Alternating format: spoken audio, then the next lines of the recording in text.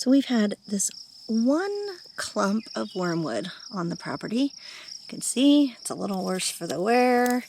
After not really being cut back or cared for, it's kind of off the beaten path here on our property.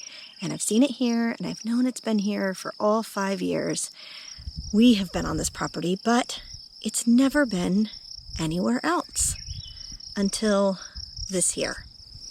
This year, I'm suddenly finding it everywhere. It's here, and it's here, and it's here. And about a month or so ago, I started noticing it popping up everywhere, all over the land, and especially right next to my front patio.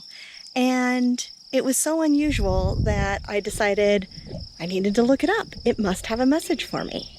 So let's harvest some wormwood so that we can dry it and work with it in some energetic and magical ways.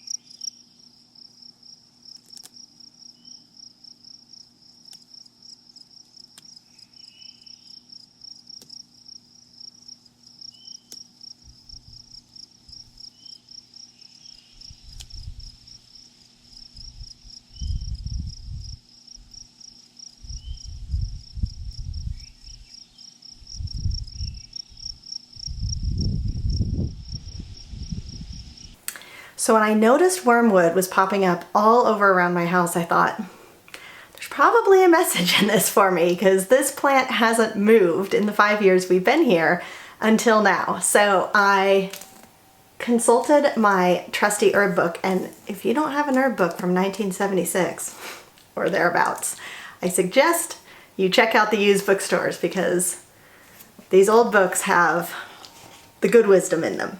Anyhow, I looked up wormwood,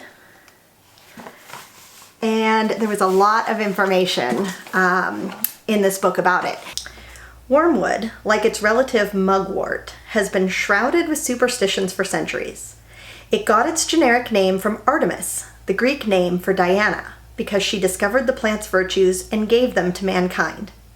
Another story has it that it's named for Artemisia, queen of Caria, who gave her name to the plant after she had benefited from its treatments. Wherever its name came from, wormwood is one of the bitterest herbs known. Its common name comes from its ability to act as a wormer in children and animals. In fact, it was used in granaries to drive away weevils and insects, and was used as a strewing herb in the spring to drive fleas away. A strong decoction of wormwood was also used as a wash for the floors of sick rooms to purify them from the illnesses of their inhabitants. The ancients also believed that wormwood was a counterpoison against toadstools, hemlock, and the bites of the sea dragon. Now, most of the rest of the information in this book is directed at internal uses for wormwood.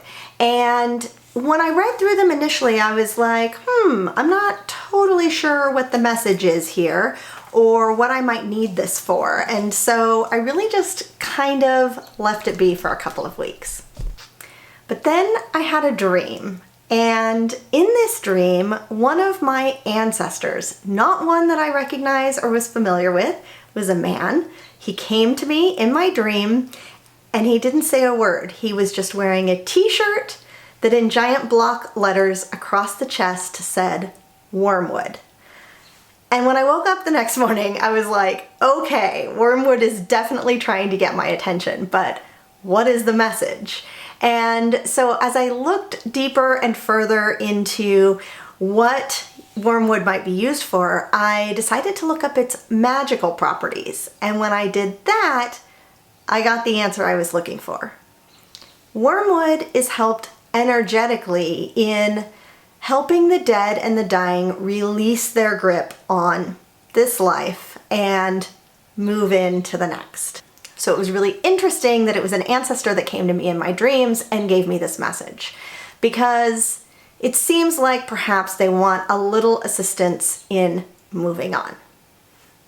Now what's interesting is when I shared about wormwood on Instagram and my stories, I had all kinds of messages from people who said exactly that they were well aware of this plant's magical properties and that its parasitic work, that while we may take literally, it also does energetically. So it does a really good job in removing energetic parasites as well as physical parasites. So I'm going to tune into this deeper to figure out what the message is from my ancestors and what they want me to know about wormwood. Okay, so I have my dehydrator plugged in. I've got the wormwood. I just rinsed it off lightly to get the spittle bugs off. And the book says not to use the woody stems, so literally I'm just going to pick the fronds off and put them in the dehydrator, and we'll check back when they're dried. And while I'm standing here picking and arranging, I'm just going to ask in my mind for any messages that want to come through from the wormwood, from my ancestors, anything that wants to be shared. And just be patient.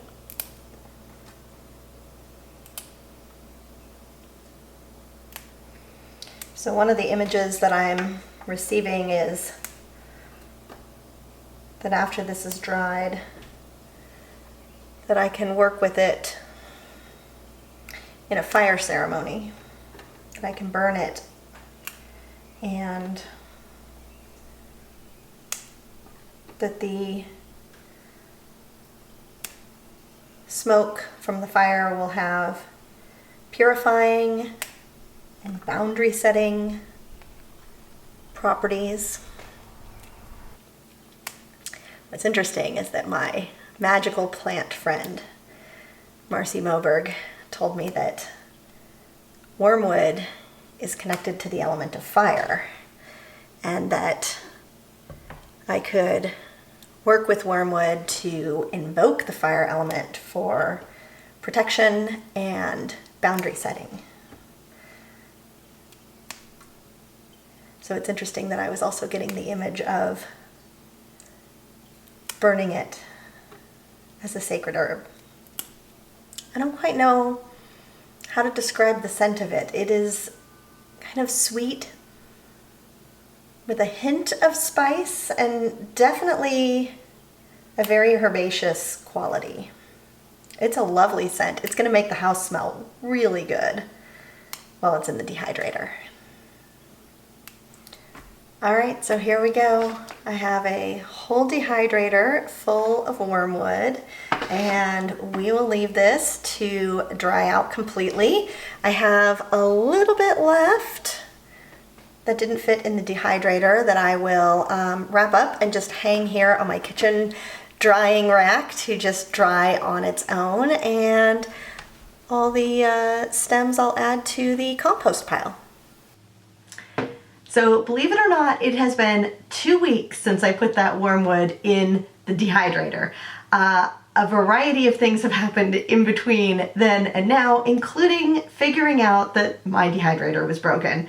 It did dehydrate, however, I think that the thermostat must have broken because it also completely melted the trays in the dehydrator. So I got 15 good years out of it. Unfortunately, that was its last round of drying, and I have ordered a new dehydrator that will be here this weekend. However, we did get 2 jars of dried wormwood. I also have just a bundle that I hung to dry out in the garage. So I have quite a bit of material here now.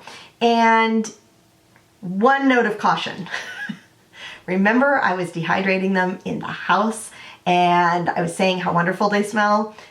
It does smell wonderful. However, it is incredibly strong. So if you're going to do this yourself, I do not recommend dehydrating it in the house. I moved my dehydrator out to the garage about 15 minutes after I plugged it in because my entire house smelled like wormwood.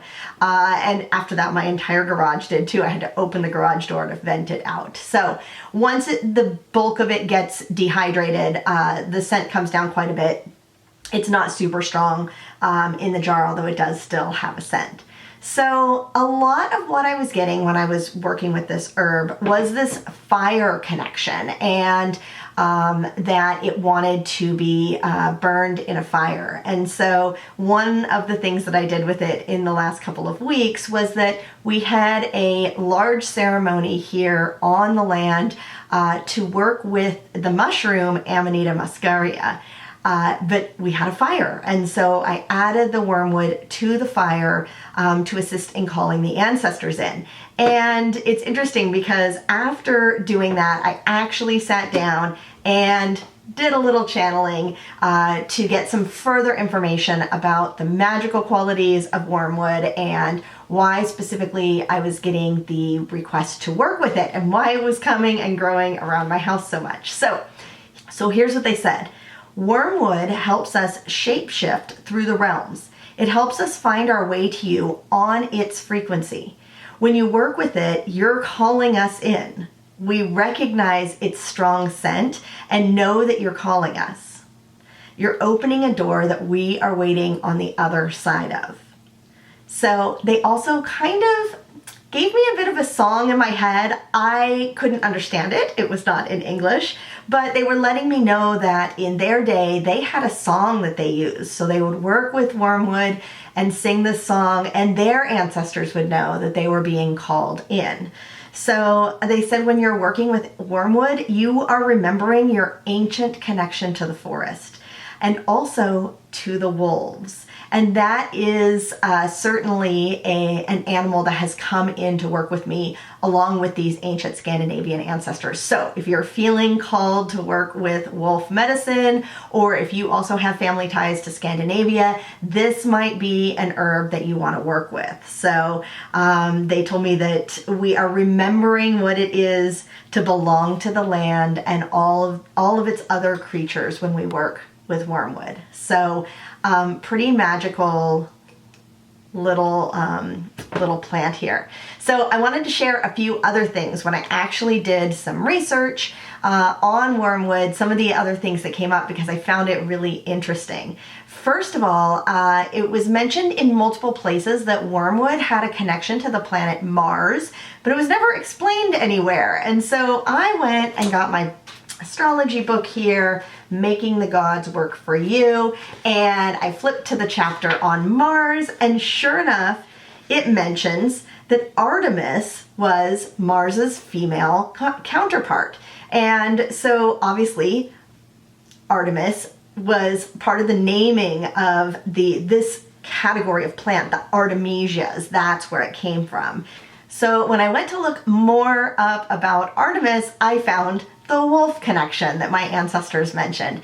It says that if you're to research Artemis, you'll find mostly references to her linking with hunting dogs.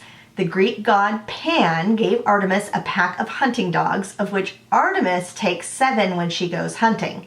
So her connection with the moon tells us that any animal that has a draw towards the moon would be favored in Artemis's eyes. So therefore wolves, canines who love to howl at the moon, are Artemis's animals. Thought that was kind of interesting since my ancestors had mentioned the wolves as well. Some of the other things that I came across was that wormwood was sacred to the druids and also moon deities, again, the connection with the moon, and that the smell of wormwood can help increase psychic powers and also call in helping spirits. So like your ancient ancestors. So another reference that I found said to combine wormwood and mugwort together because it's useful for calling in spirits. So definitely if you're going to burn this, do this outside. Again, this is a very strong herb and it could be very irritating to your eyes or your lungs to burn it inside. I would highly recommend doing any kind of firework or ritual outside with it. I simply just sprinkled it on top of a burning campfire and it wasn't a strong scent when I was outside at all. So I hope you enjoy this little connection with wormwood and what I've learned about it as it's been coming to me over the past handful of weeks. And I'm going to leave you this week with the chores that I did in my kitchen and a few items that I'm preserving and putting out. Enjoy, and I'll see you next time. Bye.